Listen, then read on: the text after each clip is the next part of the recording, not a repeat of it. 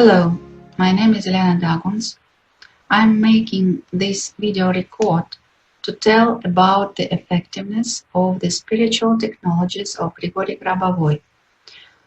Now I want to talk about one of my results in the application of such technologies through own consciousness, according to the teachings of Grigori Grabovoi.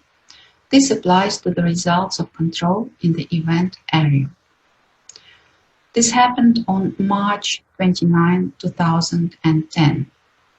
Maybe somebody remembers that on this day, 2 terrorist attacks were committed in the Moscow underground. First one at the Lubyanka station and after a while at the Park Kultury station. It was Monday. I was on my way to work and ended up at the Park Kultury station at 8:40 a.m., just at the moment when the terrorist attack took place there. This terrible event made me look at everything, at the fact how we live, from a different angle. People who were far from the teachings of Grigori Grabovoi reacted to my miraculous rescue with words, "You were born in a shirt, with a silver spoon in your mouth. You were lucky," and so on. But I know that I was saved by the technology of control through my consciousness, which I had been using in the subway for half an hour without pause before the explosion took place. That is, just before the explosion. I'll tell everything in order. First of all, I want to tell about my state in the early morning of March 29, 6:30 a.m. I'm going to work at the university for a 9-hour lecture and I don't understand what is happening to me. Everything is falling out of my hands and I really don't want to go anywhere. Then at that moment I didn't connect this unusual state of mind with something abnormal in the nearest future, just tracked that something was wrong with me. Grigori Petrovich has a lecture called 3 Positions of Consciousness Structuring, where he says that our physical body always controls and that we should listen to our unusual states and do control in advance. But then I didn't analyze this state of mind.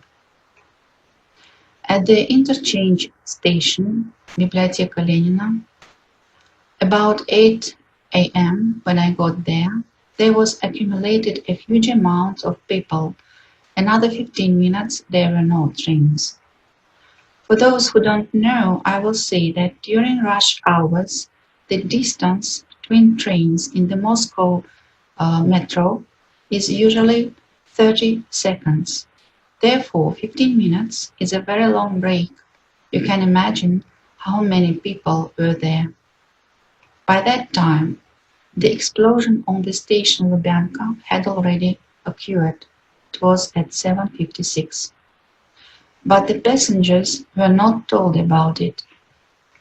On the radio they announced that for technical reasons, the time between the departures of trains increased and advised to go by road. But since I didn't know how to get to the university, MSU, I was working there at that time, how to get there by land transport from the Lenin Library, I decided to stay in the metro and to work with control technologies of Grigori Grabovoi to arrive on time. When the train finally arrived, I had to miss it because it was awfully crowded. All this time, while I was standing on the platform waiting for the train, and later when I managed to take the next train, I was working through my consciousness using the technologies of Grigori Grabovoi. The inner voice didn't let me stop for a minute to have a break, to have a rest.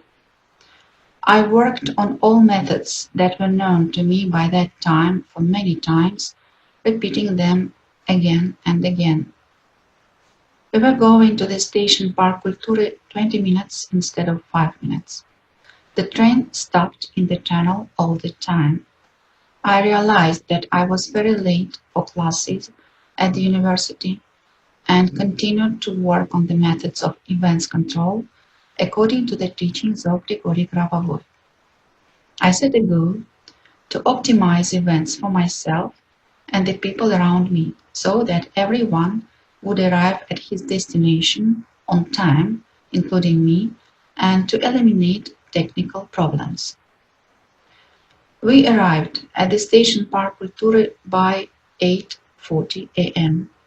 The train stopped at the station, and in a moment there occurred an explosion. There were two claps, not very loud but terrible. After them the space immediately changed. Everything was covered with smoke and stench. Small particles flew in the air of the enclosed space. It became difficult to breathe. In the distance of around 15 meters from me, there lay people on the platform. At that moment, I didn't realize that this was a terrorist attack. I had a question in my head. Why don't they get up? People began heading for the exit of the subway, and me too with everyone. Going up the stairs at the station, I called on my mobile phone. I don't know how I managed to get through because immediately after the explosion, the mobile connection was disconnected. But nevertheless, I managed to get through to Marina, the student of Grigori Grabovoi, and our colleague, and asked for help with the control. It was a huge number of people, but nevertheless there was no panic.